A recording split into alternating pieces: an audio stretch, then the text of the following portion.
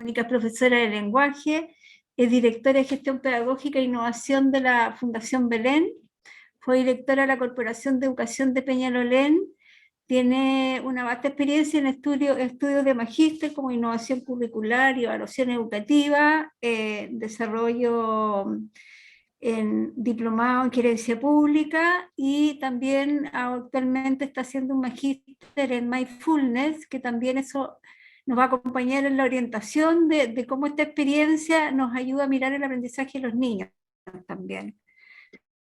Entonces, la invitación a Mónica es, desde su presentación, dialogar con nosotros y con toda la experiencia que ustedes tienen en los desafíos que hoy día ha significado en medio de la pandemia, enseñar con este sistema híbrido presencial, con todas las complejidades que yo le contaba a Mónica, que muchos tenemos, son colegios con alta vulnerabilidad y también hay mucha complejidad en todo lo que es la conectividad, por lo tanto, no es fácil justamente generar el aprendizaje y, por ejemplo, Ana María Cáceres apoya a los colegios en su colegio con todo lo que es la contención y se está trabajando de distintas maneras. Por lo tanto, la invitación a esta presentación que nos va a hacer Mónica es que desde su experiencia, lo que nos presenta, también dialoguemos desde nuestra experiencia, que sea una instancia de diálogo. Así que Mónica, te dejo la palabra y muchas gracias por acompañarnos. Gracias por la invitación primero, espero que este momento que vamos a tener de escucha, como decía Elsa, en la primera parte voy a tratar de ser lo más breve posible para que efectivamente tengamos más conversación sobre un tema en lo particular, es un tema que yo vengo trabajando y estudiando desde hace ya 3 años y que es bien poquito para todo lo que significa la autorregulación, y lo que voy a hacer con ustedes es compartir cosas que seguramente ya saben, he tratado de sistematizarlas más bien para poner esto en contexto de hoy y de lo que significa la autorregulación y la autonomía.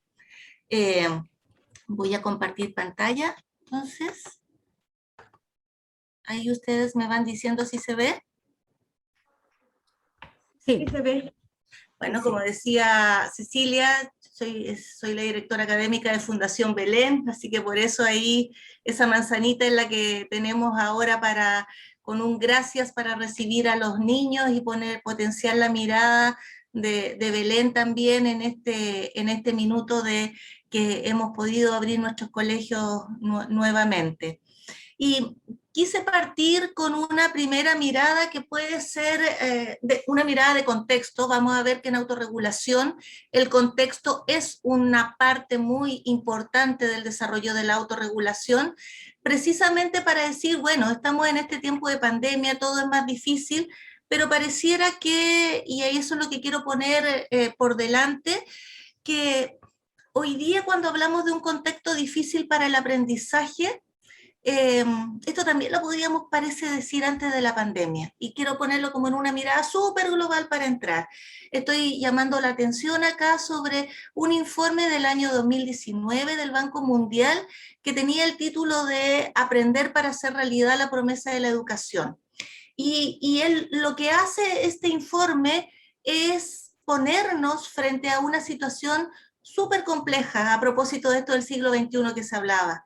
Si bien es cierto, a nivel mundial muchos países van avanzando y han podido avanzar en materias de escolarización, el nuestro, ni que hablar, tenemos tasas de cobertura que nos han llenado de orgullo en materias de escolarización, pareciera y que lo que hoy día está llamando la atención, no solo de América Latina, del mundo, es que la promesa principal de los sistemas educativos, que es la promesa del aprendizaje, no se está cumpliendo.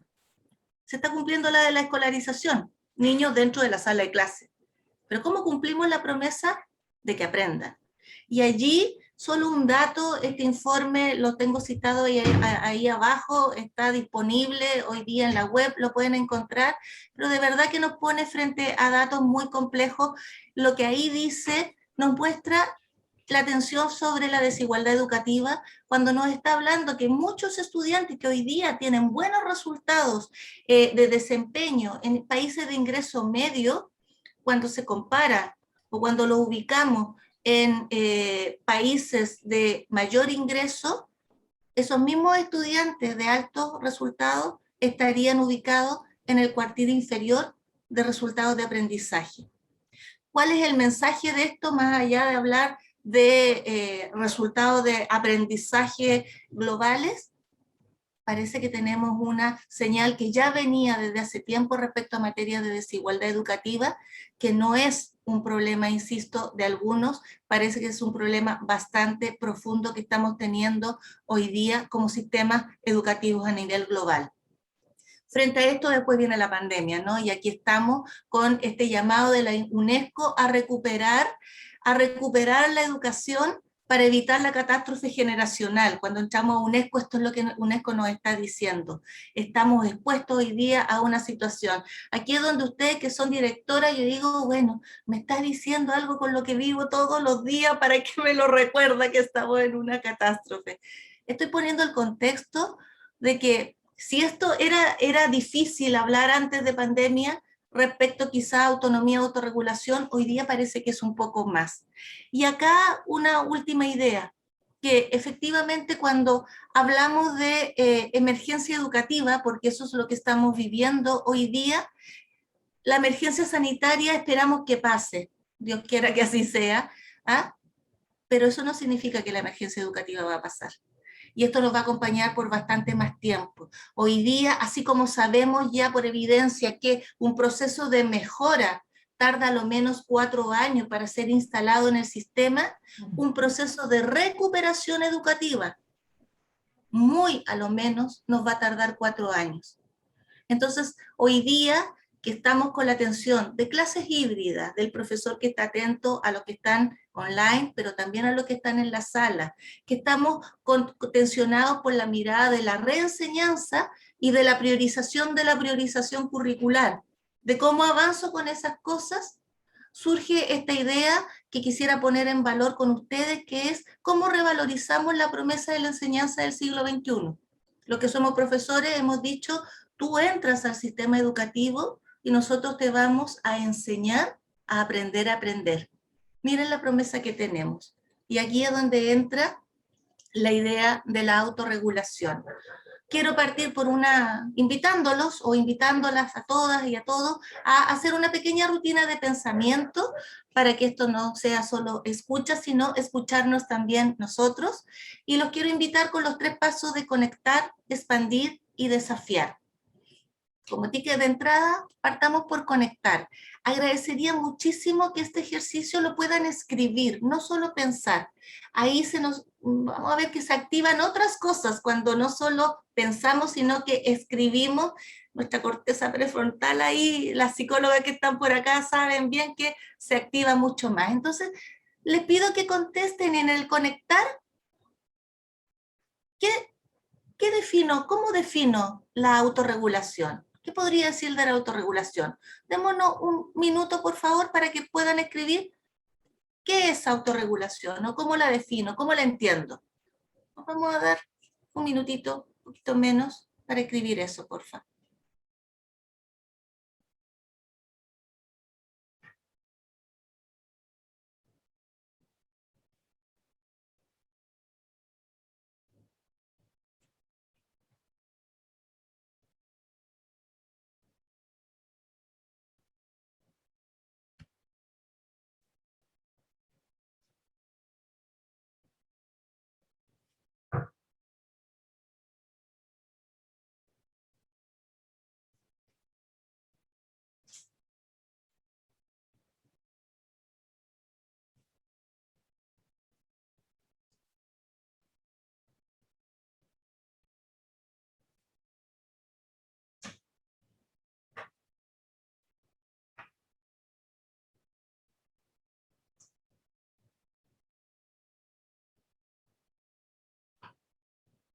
Me voy a permitir invitarlos ahora, acá, a que puedan compartir. Si alguien quiere abrir el micrófono y compartir. ¿Qué entienden por autorregulación? ¿Qué resuena cuando hablamos de autorregulación? Saber regular los pensamientos, no sé, las emociones, aunque a veces cuesta más quizás. Eso. muy bien. Pensamientos, emociones, regulación de pensamientos y emociones. Gracias, Mónica. ¿Quién más? Yo puse gestionarme. También puse tiempos, emociones, situaciones. Añado pensamientos, se lo copio a Mónica. Muy bien. Mira, gracias Elizabeth, tú incorporas un concepto más acá, el concepto de gestión, autogestionarse. Y autogestionarse entonces ya no, estamos en una mirada expandida también de no solamente desde el pensamiento, desde las emociones, gestionar mi tiempo como un elemento muy importante. Ahí las directoras saben bien lo de gestión del tiempo, ¿no? ¿Alguien más? Yo, en la forma que tenemos nosotros, de una forma voluntaria, para llevar nuestras emociones, pensamiento, aprendizaje por un buen camino. Súper, muchas gracias Ana María. Otro componente ahí que lo vamos a ver, los aspectos volitivos que también están asociados a la autorregulación. Aquí vamos juntando un pequeño Lego ya con emoción, con pensamiento, con lo volitivo, con la autogestión, la autorregulación. ¿Alguien más quiere compartir? Sí, yo iba a compartir, yo creo que es la forma personal de controlar las reacciones ante distintas experiencias. Eso pienso yo. Control de emociones, control. Ahí hay una palabra también clave desde los procesos autorregulatorios que tiene que ver con la capacidad de control y que está asociado también primero a la conciencia, a la autoconciencia y al darse cuenta. Buenísimo. No sé si alguien más. Lo que yo puse fue sacar, expresar, liberar las emociones sin afectar negativamente al entorno y con perspectiva. Buenísimo, buenísimo. Incorporas algo que hoy día se está trabajando desde la psicología educativa de manera muy importante porque conecta con, ojo, con el trabajo colaborativo, que es cómo la autorregulación se conecta también con procesos de empatía a propósito de el estar con otros, el trabajar con otros. Y ahí ya hay estudios que están dando algunas señales que se están haciendo hoy día sobre el tema. Muchas gracias, Raquel. No sé si alguien más. Fíjense que han salido ya, hicimos una primera conexión y han salido muchos de los conceptos que muy rápidamente queremos y quiero invitarlos a abordar ahora. A partir de esta pregunta, y que esta es la pregunta que invito a que docentes, los profesores nos hagamos frente a esto. ¿Cómo podemos ayudar a nuestros estudiantes a que ellos afronten su aprendizaje de manera intencional, de manera autónoma y de manera efectiva? Estos tres componentes, intencional, autónomo y efectivo, están asociados a algo que también hoy día sabemos. Cuando autorregulamos mejor nuestro aprendizaje y cuando ese aprendizaje es parte de un proceso de autonomía, nuestro aprendizaje es más profundo. Y eso hoy día ya lo sabemos también desde el punto de vista de los estudios que hay en esta materia, que partieron más sistemáticamente con Zimmerman por ahí por el año 2000 en adelante. Antes, si bien hay referentes, por cierto, Zimmerman mismo y otros, vamos a ver rapidito esa parte. Hoy día ya sabemos que cuando estamos hablando de autorregulación, esta autorregulación y esta autonomía del aprendizaje nos pone frente a la idea del aprendizaje profundo. Ese aprendizaje que nos va a acompañar y que nos permite conectar y establecer miles de redes como recursos de conocimiento permanente y sistemático. Y aquí, a propósito de la relevancia de la autorregulación del aprendizaje, hoy día también distintas miradas de estudio nos hablan de que efectivamente la posibilidad que nuestros estudiantes tienen de activar estrategias de aprendizaje adecuadas depende de su autorregulación. Y también sabemos hoy día que la autorregulación es un elemento y un componente que está fuertemente asociado al éxito académico de los estudiantes. Hoy día, desde los estudios, tanto de educación primaria, secundaria como superior, tenemos mucha información, muchos estudios de distinta naturaleza que nos hablan de cómo un estudiante que autorregula bien su aprendizaje, ARA, que es este concepto de la autorregulación del aprendizaje, tiene como predictor mayor éxito académico, y eso hoy día es una evidencia que nos permite señalar la importancia y la relevancia que tiene entonces cómo logramos generar esta autorregulación en cada uno de nuestros estudiantes. Y esto al mismo tiempo a lo largo de la vida.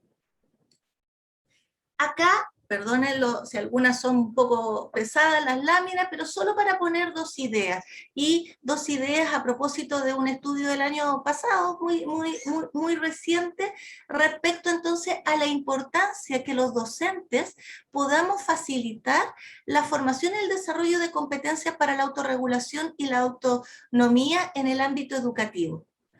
Y también al mismo tiempo algo que tiene que ver con la capacidad de organizar acciones psicopedagógicas al interior del aula que favorezcan el desarrollo.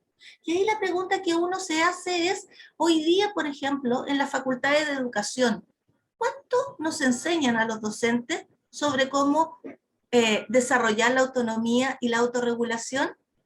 La promesa del aprender a aprender. ¿Cuánto sabemos de cómo aprenden nuestros estudiantes? Pregunta que voy a ir poniendo por delante, pero que hoy día también nos pone frente a una lógica muy importante. La autorregulación del estudiante, la autorregulación de su propio aprendizaje, requiere mediación.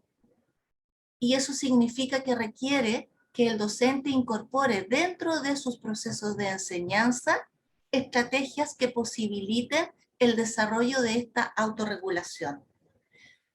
La autonomía, por lo tanto, cuando estamos hablando de autonomía para el aprendizaje, de alguna manera también estamos poniendo acá esta idea que Monereo nos habla también, Carlos Monereo, de manera tan potente, también estamos poniendo autonomía para la vida. Elizabeth nos decía, es esta capacidad de autogestionarnos, ¿no es cierto? Y esa autogestión que hago con mi aprendizaje me permite también llevarla a otros planos de la vida. Por lo tanto, en la medida en que nuestros estudiantes sean más autónomos para aprender, es que van a estar autorregulando mejor estas acciones. Y a lo menos hay tres cosas que nos dice aquí Monereo sobre los que los quiero invitar a poner atención. Implica ser los más conscientes de las decisiones que toman. Conciencia, autoconciencia. Dos procesos cognitivos muy importantes asociados a la autorregulación. De los conocimientos que se ponen en juego. Estoy de hacer esta reflexión sobre qué conocimientos estoy poniendo en juego. Metacognición. Y de sus dificultades para aprender y del modo de superar esas dificultades. Valoración de la tarea, que es otro de los componentes centrales cuando hablamos de autorregulación. Estos tres elementos son elementos básicos cuando hablamos de autorregulación, y por eso es que quiero invitarlos a que los mantengamos en la continuidad de esta conversación. Y aquí también una invitación con una manera desde Peñalosa de definir el aprendizaje autorregulado. Y lo define ella como esta actitud activa por parte del estudiante hacia el logro de un conocimiento y a partir de una serie de habilidades que se ponen en juego en dicha adquisición. Dos ideas importantes acá. El aprendizaje autorregulado es procesual, se lleva adelante, no es algo con hitos, es algo que tiene que ser llevado procesualmente. Y segundo, y por lo tanto, si uno lo dice así desde la educación, la conclusión es, si tengo que instalar esto procesualmente, tengo que planificarlo entonces. ¿Cómo planifico yo el aprendizaje autorregulado? Ahí queda otra pregunta. Y segundo, muy importante que nos está diciendo, no se trata de activar una habilidad, se trata de activar un conjunto de habilidades de distinto carácter que entran y se ponen en juego desde una actitud activa. para que haya aprendizaje autorregulado, y aquí viene lo último, tiene que haber un ejercicio de actitud activa del estudiante. Dicho de otra manera, ¿cuánto tiempo están dedicando nuestros estudiantes durante el aula, durante el tiempo de la sala de clase, a la reflexión, la conversación, la pregunta, la mirada sobre su propio error y cómo eso lo lleva para adelante? ¿O solo la escucha de recibir conocimiento o recibir información? Esta pregunta, si la ponemos en contexto híbrido, ni hablar, ¿no es cierto?, nos pone con un desafío enorme también, esta actitud activa del estudiante. Acá, solo para ir juntando piezas de cosas que hemos estado diciendo y con las que partieron, cuando estamos hablando de estas múltiples actividades, hay 3 tipos de habilidades dentro del aprendizaje autorregulado, que algunas las he destacado desde estos grandes ámbitos, desde el ámbito cognitivo, el metacognitivo y el afectivo, que ustedes lo señalaron. En el cognitivo, la memoria, fundamental, la atención y la resolución de problemas. Y me quedo con la atención, porque quizás hoy día para los docentes represente uno de los elementos más desafiantes que tenemos. Hoy día, con la cantidad de estímulos distintos que tenemos, a todos nos cuesta, lo voy a decir así, voy a hacer una declaración, mantener la atención en el momento presente, aquí y ahora. ¿Cuántos de nosotros, escuchando ahora mismo esta conversación u otra, estamos pensando lo que hicimos ayer y lo que nos falta y lo que tenemos que hacer después? Entonces nuestra mente viaja en el tiempo constantemente. Esto es muy importante desde el punto de vista del aprendizaje, tenerlo presente. ¿Cuánto estoy conectado hacia atrás? ¿Cuánto estoy conectado hacia adelante? ¿Y cuánto estoy conectado en atención en este momento presente, que es el momento donde en la sala de clase estoy aprendiendo? Por eso pongo tanto hincapié en el concepto de atención como altamente desafiante como mecanismo cognitivo y vía del aprendizaje. Lo metacognitivo, comprender y preguntarme sobre mi propio aprendizaje y sobre los procesos de pensamiento que están asociados. Y allí también, ¿cuáles son esas preguntas poderosas que los profesores podemos hacer para que los estudiantes puedan tener esta comprensión?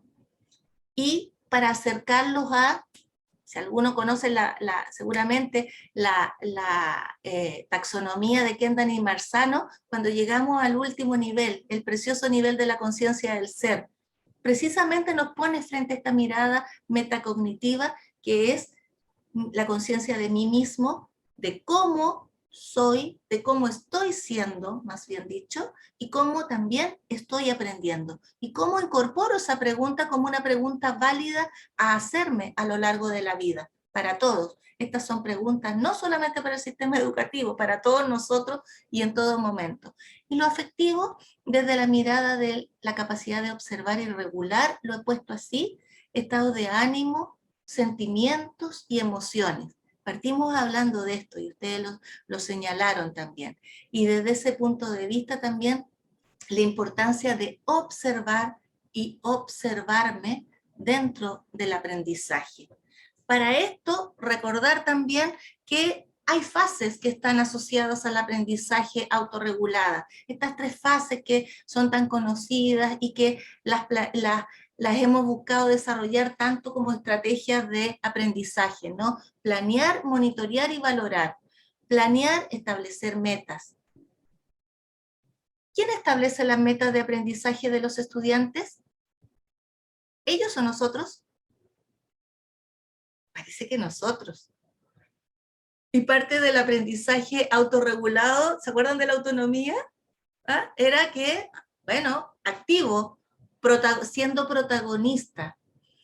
A lo menos las metas que nosotros le entregamos a nuestros estudiantes hoy día respecto a su aprendizaje, a lo menos tienen que ser conocidas, compartidas y explícitas. ¿Qué se espera de mí? ¿Qué se espera de ellos? Les dejo la pregunta para después. ¿Y qué pasaría si agregamos un cuarto elemento? ¿Co-construidas?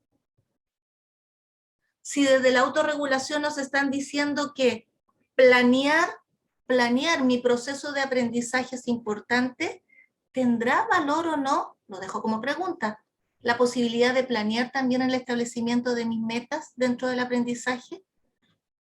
Segunda idea, monitorear. Comprensión de cómo estoy realizando una tarea y tomar decisiones sobre redirección. Esto está muy asociado y para efectos de la procrastinación. Ayer veía un video que no vamos a alcanzar a verlo, pero se los voy a recomendar después a propósito de cómo procrastinamos los seres humanos, ¿no?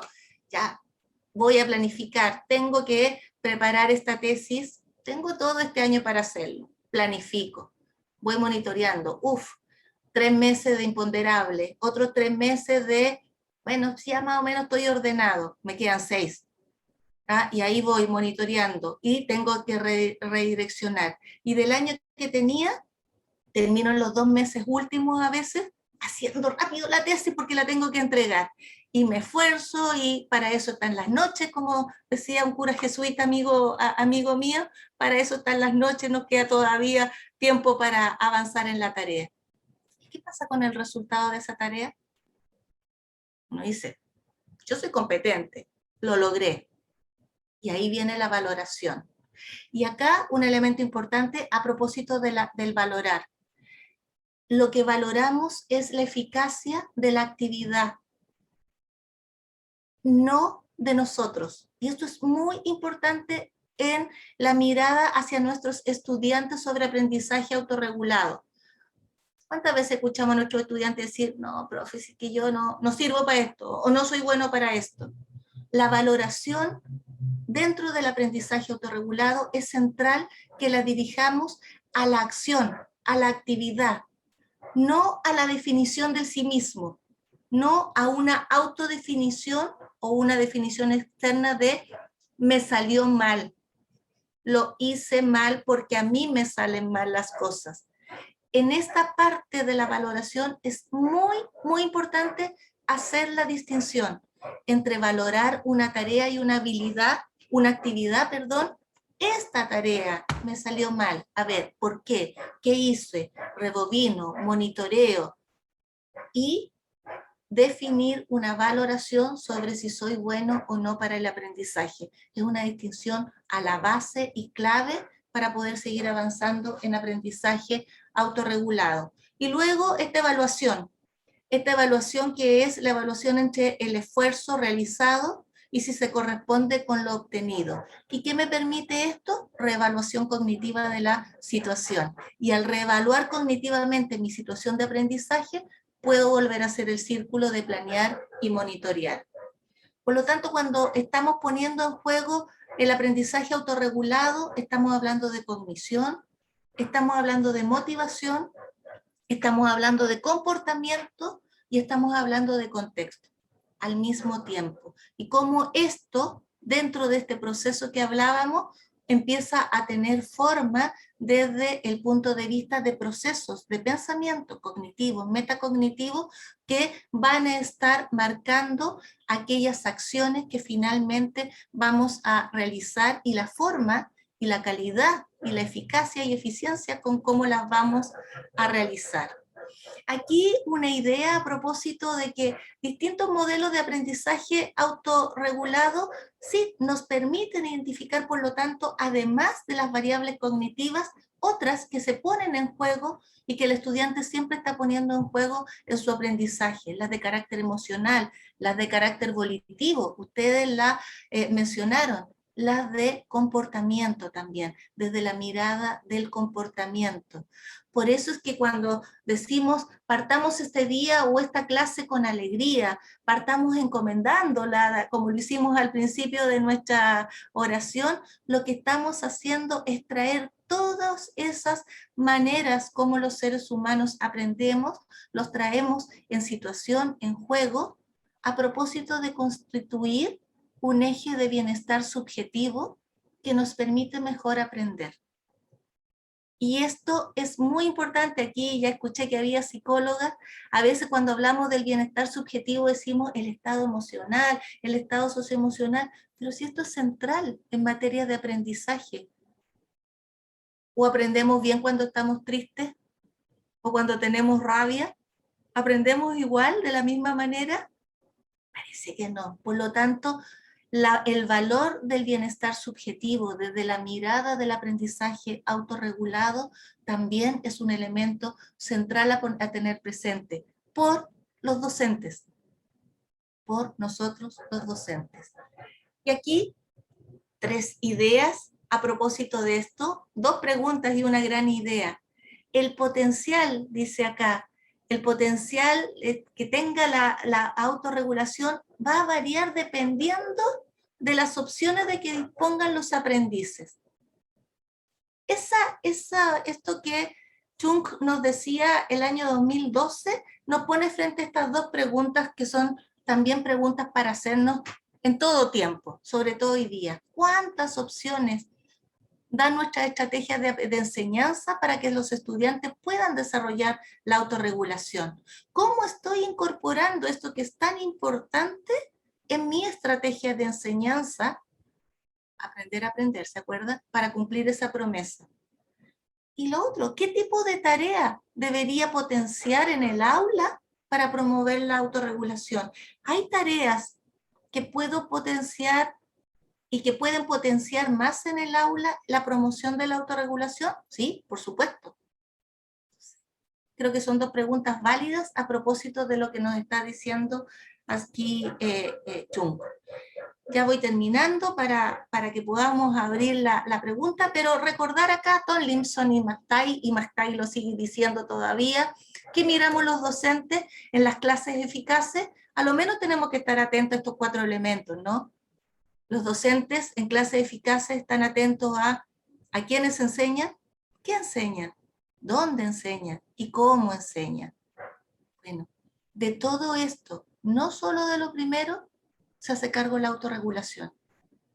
Cuando estamos desarrollando procesos planificados de desarrollo de la autorregulación de nuestros estudiantes, tenemos que mirar a quiénes estamos enseñando, en qué contexto se encuentra ese aprendizaje, qué estamos enseñando, cuál es esa competencia y cómo lo estamos haciendo, que va a ser central para efectos de poder asociar enseñanza y aprendizaje autorregulado. Esta es una maldad, no se las voy a contar, la estoy poniendo aquí porque no les voy a dar la lata, pero solo para decirles que desde la mirada de la autorregulación podemos tener 7 teorías, a lo menos. Este es un muy buen ejercicio que hizo Panadero en el 2014 de mirar desde 7 teorías cómo se entiende el énfasis de la autorregulación.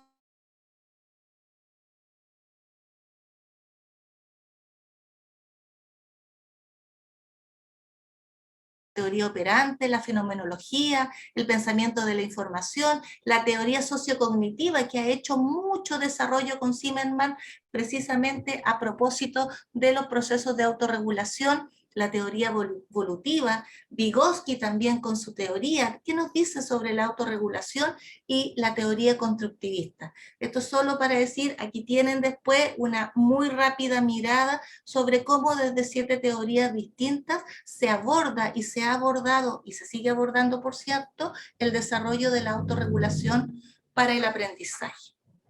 Recapitulemos entonces sobre la autorregulación. La autorregulación se refiere al control que puede tener un estudiante sobre su cognición, su comportamiento y sus emociones. Aquí también un artículo muy nuevo que nos entrega Serra y otros recién el año pasado. Nos enfrenta a una pregunta que es central, que es la pregunta de cómo podemos ayudar al estudiante a afrontar su aprendizaje de manera intencional, autónoma y efectiva. Pero también nos pone frente a la idea de cómo podemos ayudarlo. Nos ayuda a responder la pregunta. Y la buena noticia para todos nosotros es que se inscribe dentro de la concepción de aprendizaje a lo largo de la vida, lo que implica que aprendices que están en distintos niveles, en distintas edades, pueden fortalecer y desarrollar la autorregulación, y así favorecer y fortalecer su autonomía y el aprendizaje profundo. ¿Habrá que hacer esto en educación superior? Absolutamente. En estudios de educación de posgrado, totalmente. En el sistema educativo, en infancia temprana, por supuesto. En prekinder y kinder, ¿cómo no?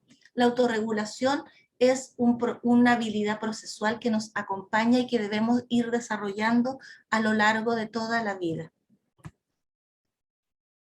Y aquí vamos a ir cerrando para abrir ya la conversación y los quiero invitar para este cierre a que hablemos ahora de expandir y desafiar. Partimos conectando como rutina de pensamiento. Les quiero pedir que en la misma hojita que escribieron, expandir. En expandir pongan si hay alguna idea que les parezca que ha expandido algo de lo que ya sabían ustedes sobre la autorregulación. ¿Con qué ideas se quedan que piensan que expande lo que ya sabían de autorregulación? Y después les quiero pedir en la otra columna de su hoja que escriban con qué desafío un docente puede quedarse o se quedan ustedes ahora después de escuchar sobre autorregulación. Nos vamos a dar y les voy a pedir que en un minuto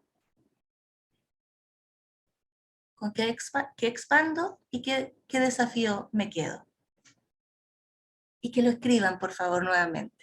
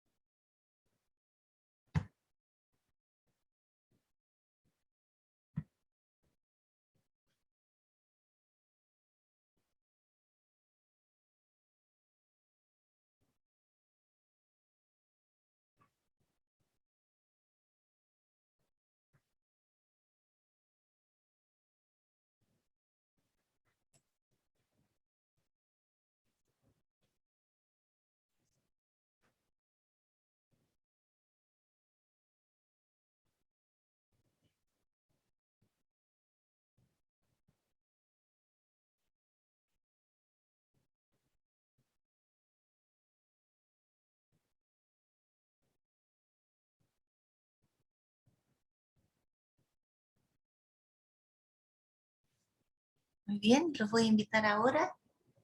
Si alguien quiere compartir, expandir y desafiar para cerrar nuestra rutina.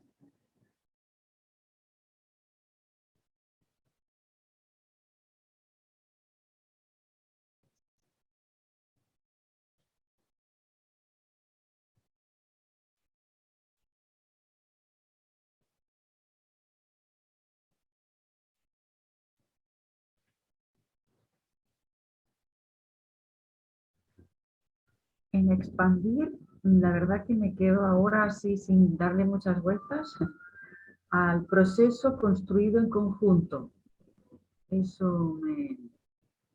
Y en el desafío, destinar tiempo a valorar las tareas, a valorar. Buenísimo, gracias Pero Elizabeth. aprovecho de agradecerte porque lo quiero seguir revisando porque ha sido muy nutritivo para mí. Gracias. ¿Alguien más? Mira, yo puse como relacionado con lo anterior, que primero reconocer que el hombre en general es un ser social, por lo tanto la forma en que mejor hace las cosas es con los demás, por lo tanto esta corregulación es como la ideal, el poder considerar a los jóvenes también en sus intereses y trabajar con ellos. Eso me expandió lo que yo ya tenía y me gustó. Muchas gracias por todo.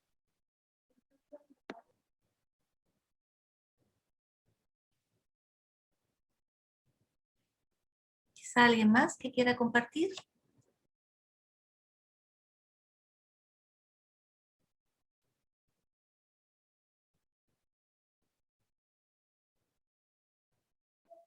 Por acá yo, María Sí. José. En Expandir, creo que rescato la importancia de desarrollar el aprendizaje de forma integrada. Y en el caso de los desafíos, así como Elizabeth, agradeciendo la presentación que fue muy clara y de verdad que aporta bastante en un trabajo que tenemos pendiente de proyecto de vida. Creo que esta misma temática la podemos replicar ahí. Buenísimo. Muchas gracias, María José. Bueno, para ir cerrando ya, lo quiero dejar con esta idea, a propósito de lo que les decía hace un minuto, que de todos los elementos, quise poner atención en esta idea porque hay un proceso cognitivo que tiene que ver con la atención, que es muy importante también dentro del desarrollo de la autorregulación del aprendizaje, y que se lo señalaba como uno de los desafiantes que tenemos en todo minuto los seres humanos, especialmente hoy día con nuestros estudiantes, y por eso esta idea de una mente concentrada es una mente unificada, estable y flexible. Esto hoy día, que suena como una frase bonita, está muy apoyado por lo que la neurociencia nos está diciendo sobre cómo aprendemos los seres humanos y cómo entra en juego, qué procesos neurobiológicos incluso están en juego cuando estamos desarrollando un proceso de aprendizaje. Pero la atención, y cierro con esto, lo dejo como mi idea clave también de esta conversación y que me ha acompañado en este tiempo a propósito del desarrollo de la autorregulación. Voy a dejar de compartir. Darle las gracias por la escucha y no sé, Cecilia o Elsa, si tenemos unos minutos de conversación como disponible. Sí, Mónica, agradecida, Mónica, de verdad que ha sido una experiencia no solamente para nuestro trabajo, sino personal, ¿no? Es también este proceso, sí, de interiorización de lo que habías dicho, de reconocernos a nosotros en nuestros procesos de autorregulación para poder compartirlo, porque si no lo vivimos nosotros, ¿no? Bien interesante. Bienvenido, Félix. Feliciano, hola. Hola. Bueno, sí. Me integré, llegué. Gracias, gracias. Bueno, Oye, dejamos esto. agradecido, ya no había intervenido, pero agradecido, escuché casi todo. Muy, muy interesante, importante, y bueno, contento de que van a compartir el diaporama también, porque lo voy a replicar. Te pido permiso, Mónica, con mis docentes en el establecimiento, ¿ya? De hecho, eso estaba conversando ahora con las personas que están acompañando aquí, escuchando tu ponencia, muy atingente, al menos lo que nosotros como colegio estamos viviendo. Así que muchas gracias, Mónica. Gracias. Sí. Dejamos entonces un espacio de unos minutos para algún comentario que quieran hacer o alguna pregunta más puntual que le quieran hacer a Mónica.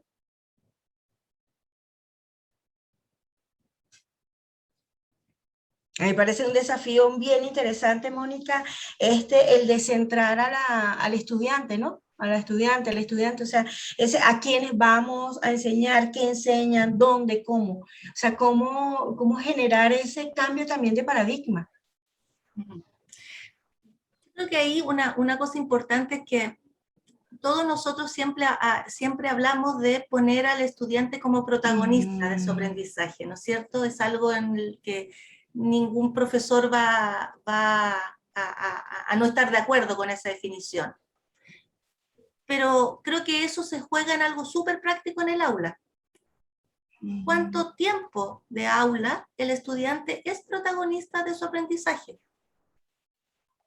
O dicho de otra manera, ¿cuánto tiempo del aula el estudiante es protagonista de lo que está pasando en el aula? ¿Cuánto tiempo habla el estudiante? ¿Cuánto tiempo habla el docente? ¿Cuánto tiempo escribe el estudiante? ¿Cuánto tiempo escribe el docente? ¿Cuánto tiempo orienta? Bueno, y así por delante. ¿Ah? Esta idea que es tan potente, ¿no? Poner al estudiante como protagonista de su aprendizaje, hacer el contraste. El protagonista tendría que tener más tiempo para hacer, finalmente para pensar, para colaborar, para compartir, para hablar, para hacer, para preguntar, para equivocarse, como parte y para aprender de su error. ¿Cuánto tiempo está ocupando? Y yo creo que ahí, a propósito de esto, Elsa, creo que surge muy fuerte la idea de nosotros los profesores, nosotros los docentes como mediadores cognitivos. ¿Ah? Ser buenos mediadores cognitivos de nuestros estudiantes. Como hoy día en Chile, ustedes saben, los estándares de formación de los docentes dicen el docente tiene que saber la disciplina que va a enseñar. Que obvio, ¿no? Matemática, por ejemplo. Y, por otro lado, saber enseñar la disciplina. Saber lo que va a enseñar y saber enseñarlo. Son esos dos elementos los que hoy día están en los estándares que nos entregan para la formación inicial de docente. Bueno, en el saber enseñar, para el saber enseñar, y aquí está la base de esto, si yo me entiendo como mediador cognitivo, tengo que saber cómo voy a enseñar a aprender a aprender. Y eso conecta con la autorregulación del aprendizaje. Así que creo que ahí hay una clave que es bien potente, no solamente para los que se están formando hoy día como profesores, sino los que estamos hoy día en el sistema, enfrentados a las clases todos los días, ¿no? Gracias, Mónica. ¿Algún otro comentario? ¿Alguna pregunta?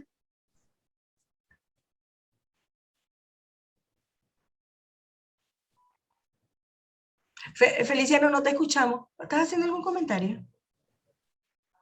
No, con mi equipo que está escuchando en este instante. Ah, ok.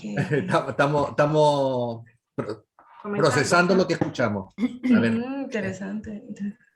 Ah, Félix está ahí, no estás solo, estás... Estoy en reunión, estoy aquí en reunión. A ver, colaborativo. Karen, ven para acá, ven para acá. Giselle, Feliciano va a presentar a su equipo. Sí, Bien, aquí, claro que sí. Sí, aquí. Hola. Ah, hola. Hola, buenos días. Ya. Buen día. Gracias. Qué bueno. Bien, bien. Son las educadoras diferencial que me están acompañando y están escuchando acá también la reunión. Eso. Excelente. Qué bueno, gracias. Mónica, yo quería hacer un comentario que tiene que ver con la vida en sí. No solamente al hablar del tema de educación, que tiene que ver con la atención, que en este tiempo es tan complicada porque tenemos distintos bombardeos, ¿no es cierto?, de información y que estamos en un lugar, que estamos en el celular, estamos en el computador, estamos respondiendo correos. Entonces, el estar aquí ahora en el presente, yo creo que es un ejercicio casi que necesita yoga. Yo creo que por eso estamos con tantas cosas de yoga, para poder centrar. Lo necesitamos. Y es un ejercicio tan personal y tan difícil de hacer porque aprendimos de otra manera, porque vivimos de otra manera, porque estamos sobreexigidos a veces de todo, en todo ámbito, no solamente en el trabajo, sino que con la familia, con los amigos. Entonces es un ejercicio que uno debiera, cuando toma conciencia, debiera empezar a trabajarlo de cierta manera, porque es muy necesario el de aquí y ahora. Totalmente de acuerdo contigo, Mari. Lo que te puedo compartir, hoy día reconozco que fui más pudorosa en hablar de eso, pero parte de lo que estoy haciendo ahora como estudio es conectar los procesos de autorregulación del aprendizaje con mindfulness, que precisamente porque mindfulness lo que lleva es la mirada sobre la atención plena. Y esa atención plena que tiene que ver con la capacidad de todos nosotros de conectarnos con el momento presente, con este momento. Y este momento que es único e irrepetible, pero que en general en nuestra vida cotidiana lo tenemos súper conectado con pasado, con futuro, con lo que tengo que hacer, con 20 listas más. Hay muchos, y lo bonito de esto es que hay muchos mecanismos que son mecanismos hoy día que las neurociencias nos han mostrado que entran en juego cuando aprendemos desde la capacidad de la atención. Ustedes saben que No sé si han visto, hay, a propósito de esto, como hay una lucecita, cuando yo estoy atento, hay una lucecita en mi corteza prefrontal, que la imagen, estoy hablando de la luz que se prende por la imagen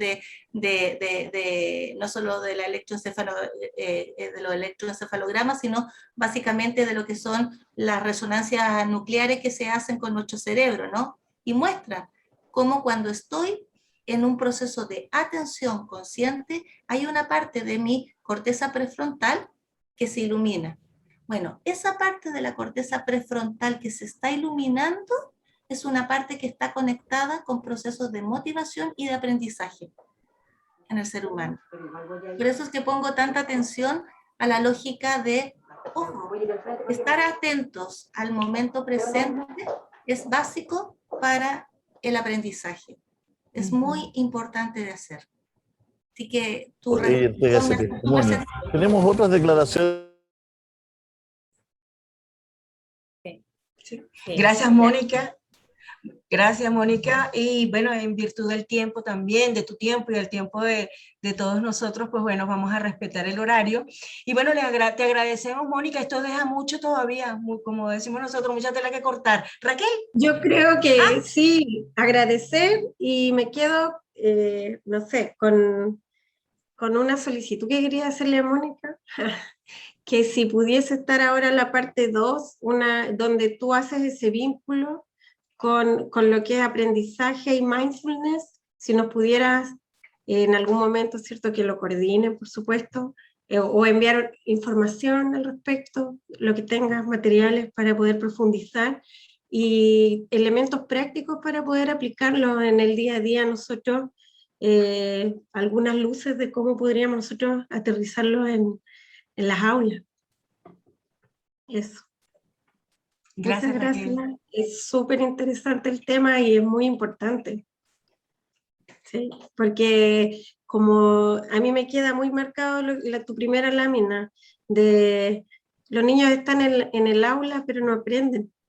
Entonces tenemos que cambiar la forma, tenemos que saber cómo aprenden. En la teoría uno escucha, sabe, ¿cierto? Nadie está dice no, pero a veces no sabemos nosotros hacerlo, saber hacer que los niños aprendan, aterrizar las herramientas. Una consulta es, ¿tú crees que todos los docentes y todos podemos aprender a guiar un mindfulness con los niños? ¿Es muy complejo? ¿Es un proceso largo, corto? Todos podemos. Mindfulness es básicamente anclar nuestra conciencia, lo voy a decir así súper rápido, anclar nuestra conciencia en la respiración, para estar en el momento presente. O sea, con eso, anclando a nuestra respiración inicialmente en una clase, al inicio, al medio, al final, ¿cuánto tiempo? ¿5 minutos? ¿Qué es lo que se requiere en la práctica? Yo quiero llevarlo al aula. Mira, solo como un botón, porque ya nos queda poco tiempo, pero hoy día también hay muchos estudios que están conectando educación y mindfulness. Y hoy día en educación superior. Y te voy a dar un estudio del año pasado, acá de la Universidad de Valparaíso, que se hizo con estudiantes de pre-kinder y kinder. ¿Ah? Y en un plan son terapias de entrenamiento en mindfulness, en un plan de entrenamiento de 12 sesiones, los niños, hubo pre y post test desde la misma mirada de lo que te dice que tienes que mirar desde las bases curriculares, se vio que los procesos metacognitivos de los estudiantes habían aumentado luego de pasar por un proceso de 12 sesiones de mindfulness. Ahora, yo no me gusta decirlo tan así, de verdad, así como, haga 12 sesiones, porque suena como casi que estoy vendiendo el producto, haga 12 sesiones y lo va a lograr. Lo que sí tengo que decir, y yo feliz de que si les interesa, otro día lo podamos hablar, mindfulness no es una terapia adaptativa, es una terapia transformativa. Y eso significa que tú después la sigues haciendo para tu vida, para el resto de la vida. pero sí hay mucha evidencia hoy día de cambios significativos en estudiantes luego de experiencias con entrenamiento mindfulness. Sí. Gracias, Mónica. Bueno, luego nos reunimos con Mónica, Raquel, y coordinamos otro en sus tiempos, otro momento Sí, que nos pueda porque acompañar. Dime, Raquel. cada cosa que dice me surge otra pregunta, pero será para la siguiente, eso es interesante. Dame ya, Raquel. Hola, Manuel. Bienvenido. Hola, hola. Sí, también alcancé a escuchar, estuve desde el principio, pero muy interesante y me hace mucho sentido lo que expuso Mónica y como dijo don Félix, hay utilizar el material también para compartirlo con nuestros docentes, que me parece muy, muy interesante, porque muchas veces algunos docentes lo aplican, pero sin tener el conocimiento o hacerlo en forma explícita, sino de que en forma intuitiva de repente lo aplican, pero no saben de que hay una teoría o algo detrás que soporta que lo que se está haciendo de forma correcta y que esto puede tener una implicancia muy, muy grande en el aprendizaje y en esta autorregulación de nuestros estudiantes, que lo necesitan ahora más que nunca. Gracias, Eso, Manuel. muchas gracias. Gracias, gracias. Elizabeth, para cerrar este bonito encuentro de la Mesa Belén hoy. Bueno, pues muchas gracias a todos, todas, por estar acá, por todo el proceso que estamos construyendo justamente. Y en esto que decíamos de valorar qué nos ha ido aportando esta mesa desde que partió tímidamente como una intuición.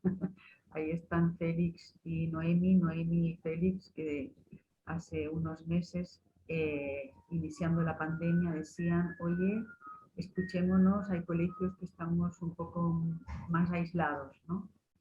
Y se ha ido generando esta comunidad. Mónica, muchas gracias, ha sido sumamente nutritivo.